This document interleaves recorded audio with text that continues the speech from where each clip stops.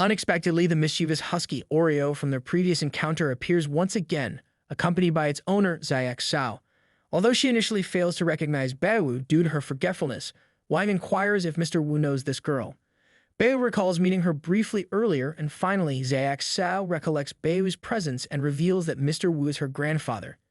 Eager to see them, she leads Baowu and Wang into the mansion. Baowu can't help but notice Zayak Sao's endearing clumsiness, juxtaposing her seemingly ordinary nature with the grandeur of the mansion. As they make their way deeper into the mansion, Wang ponders Zayak Sao's motives, wondering if she intentionally lured them into a trap. Suddenly, Hong Tai emerges and Zayak Sao informs him of their quest to meet Mr. Wu. However, Hong Tai feigns ignorance and treats them as strangers, cautioning Zayak Sao not to allow just anyone entry.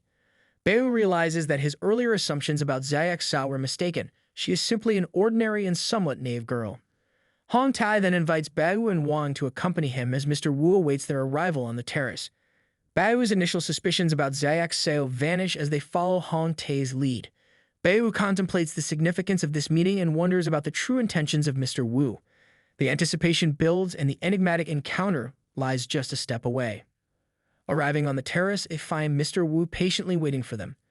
Baowu senses that the drive behind their visit is more than a mere social call. Mr. Wu confirms this by stating that if Baowu wants the information he seeks, he must prove his true abilities. Intrigued, Baowu seeks clarification on what he must do. Mr. Wu acknowledges hearing about Baowu from Old Chi, but admits his skepticism regarding Baowu's extraordinary talent at such a young age.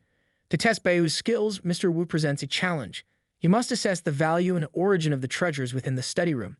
Should Baowu accurately identify everything, Mr. Wu will acknowledge his exceptional abilities and reward him with a USB. Accepting the daring proposition, Baowu follows Mr. Wu into the study room, filled with an impressive collection of treasures accumulated over the years. As Baowu surveys the room, something catches his attention, causing a peculiar expression on his face. Wang, too, notices Baowu's heightened seriousness, sensing that something is amiss. Undeterred, Baowu proceeds, thoroughly examining each object once again.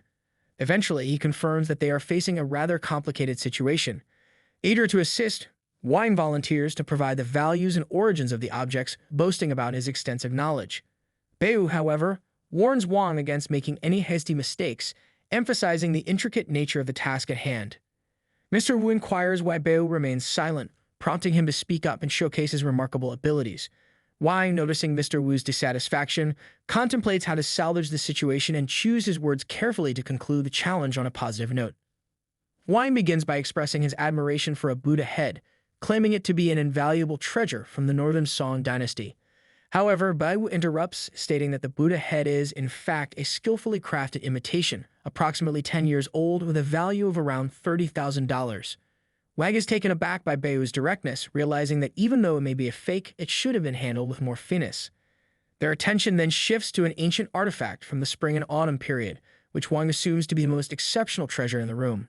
Overwhelmed by the opportunity to witness such historical objects, Wang is grateful. Yet once again, Baowu interjects, revealing that the artifact is also an imitation, nearly flawless and worth approximately $100,000.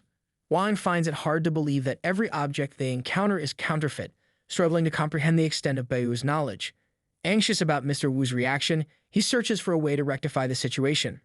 As their gaze falls upon a calligraphy piece from the Tang dynasty, Wang enthusiastically proposes that the calligraphy and paintings must be authentic. However, to his dismay, Baowu shatters his hopes by affirming that they, too, are cleverly crafted fakes. Wang becomes incredulous, doubting whether Baowu is merely jesting. He trusted Baowu's abilities, yet the idea that all the treasures in the room are counterfeit appears unbelievable. Nervously, he requests Baowu's restraint, fearing that his candid remarks might anger Mr. Wu. Undeterred, Baowu explains that the calligraphy piece is a recent forgery employing the technique of exposing paintings, skillfully combining genuine elements with fakes.